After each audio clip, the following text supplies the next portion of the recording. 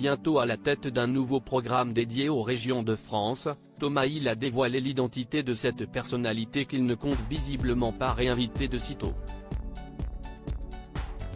Ces deux-là ne risquent pas de se retrouver à nouveau ensemble sur un plateau télé.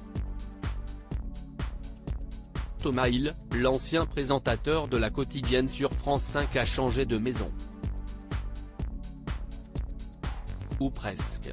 Dès le 22 février, il sera en effet à la tête de Ils font rayonner la France sur France 3. Dans cette émission, qui devrait comprendre 4 numéros, l'animateur va aller à la rencontre des artisans de nos régions afin de découvrir leur savoir-faire. La grande première s'intéressera ainsi à l'Alsace et aux talents qui s'y trouvent. Mais dans le cadre de ce projet, et plus généralement à l'avenir, une personnalité ne devrait pas se retrouver face à lui de sitôt. Gênant, lourd, Thomas Hill n'invitera plus Jean-Michel Ribes. Cette personnalité, si est Jean-Michel Ribes. Auteur et metteur en scène à qui l'on doit de nombreuses pièces de théâtre, mais aussi acteur et réalisateur pour le cinéma et la télévision, il fut l'invité de la quotidienne, et n'a pas laissé un excellent souvenir à Thomas Hill, comme il le raconte au Buzzy TV. Il y en a un, je peux vous le dire, si est Jean-Michel Ribes, que j'ai trouvé pas très sympathique avec une des chroniqueuses qui était là, je ne suis pas sûr qu'on refasse une émission ensemble.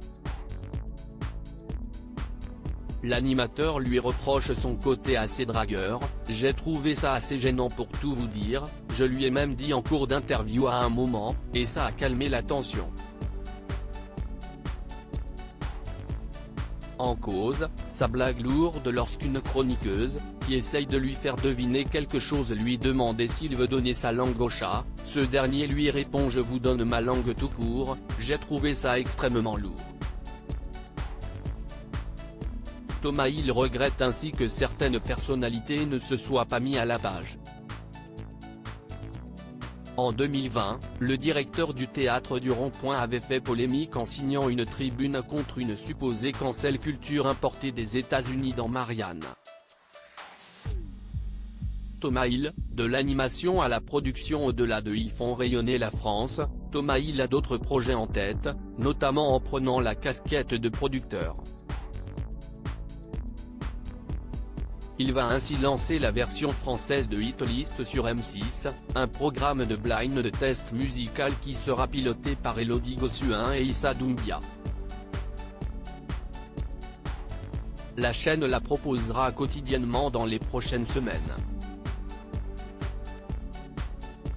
À lire aussi Elodie Gossuin à la tête d'un nouveau jeu musical en quotidienne sur M6.